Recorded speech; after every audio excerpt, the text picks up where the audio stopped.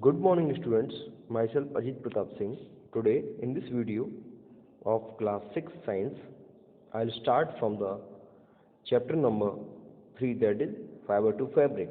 Okay students, so in this chapter, in the beginning, I'll let you know about the history of clothing material. Okay students, as we all know students that clothes are having great importance in our life because they protect our body against all kind of weather. When it is strong sunlight and when it is strong cold or heat and even also rain, our clothes protect us from everything or every kind of weather. We also wear clothes to make ourselves look smarter. Okay, so as we all know that if we wear the very good or expensive clothes, then we look smart. Okay, and therefore most of us are having one thing that we should wear the clothes according to the latest fashion, right? So many of us are having this kind of mindset. People in different regions of the different world or different part of the world are having the style of wearing different kind of clothes. Okay, so in short we can say that different regions or different peoples of the different part of the world wear different kind of clothes. The kind of clothes people wear mainly depends on the climate of a place. So students, if the climate of a place is hot, then the people generally prefer the cotton clothes, right? And if the climate of a place is cold, then they try to wear or then they wear the woolen clothes. Okay, and so according to the seasons or according to the climates, people wear the different kind of clothes. And as I told you that the traditional clothes that were worn by our people, they also are different from region to region. Okay, if we talk about the wearing habits of Uttar Pradesh, then it is different from Tamil Nadu. And if we compare the wearing habits of clothes of Punjab and Himachal Pradesh, then it is also totally different. And in Kerala, and if we compare it to Assam, then it is also totally different. So according to the place or according to the region, the wearing style and wearing kind of clothes are also different. Okay, students, clothing was first invented between 50,000 and 1 lakh years ago. Okay, students, and stitching needles made of bones and ivory about 30,000 years old, and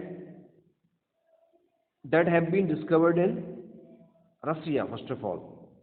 Okay, so Russia is a country, as we all know, so in which the stitching needle was discovered. Long ago or long time back, most of the people used to cover their body either with the animal skin. Okay students, in especially in cold or winter season, they used to cover their body with the animal skin. And with bark also, with leaves and grasses also, but in the warmer seasons. So they used to cover their body with the animal skin in the cold climate or cold regions, and they used to cover their body with the help of barks, leaves and grasses in the warmer regions or hot regions. Okay, students? So, when the discovery of the stitching needle was done, the skins of animals were used to make fitted clothes like trousers. So, now the stitching needle was in use. When people learned agriculture, they began weaving plant material by hand to make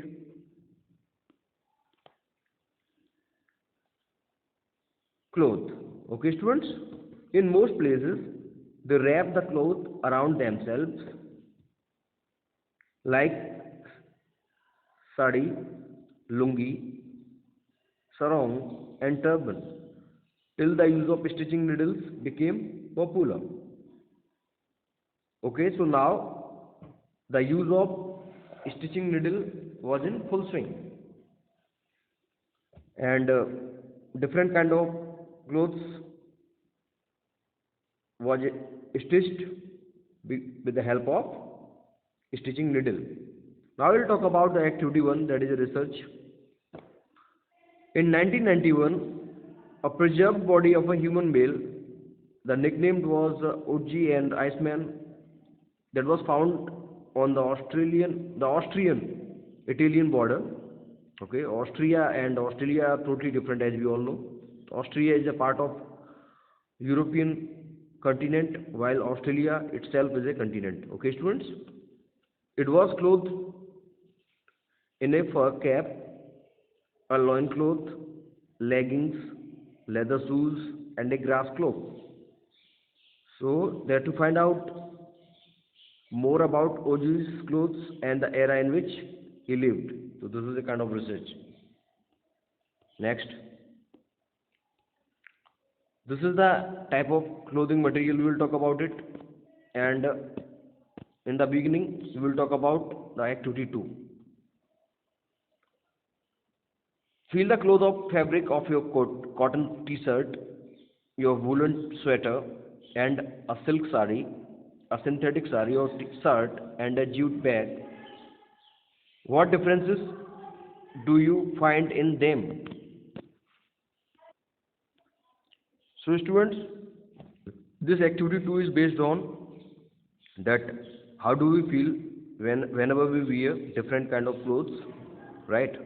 As we all know that cotton is a light and reasonable smooth, and wool is fluffy, silk is smooth and shiny, synthetic cloth is light and smooth, jute is rough. Cotton, wool, silk and synthetic clothes are the 4 main materials from which clothes are made today. Synthetic material is also often mixed with cotton or wool. Okay. Now, the next slide, that is also an activity number 3. In this, we have to find out the yarns and strands. Cut out a small piece from cotton fabric using scissors. Can you see loose thread or yarn at the edges? Yes, we see it. Now we have to pull a few them out. Notice that the cloth is made up of a number of such threads woven together. So as we all know that, students, the cloth which is made up of number of threads and they are woven together, okay, by the process of weaving. Press one end of the yarn with your thumb and scratch the other end with your nails. Does the yarn split up into thin strands? Yes. Look at the strands through a magnifying glass. You may be able to see that these thin strands are made up of still thinner strands called fibers. So we can say, students, that the strands of the clothes from which the clothes are made, they are still made up of thinner strands, and these are known as fibers. Okay, students?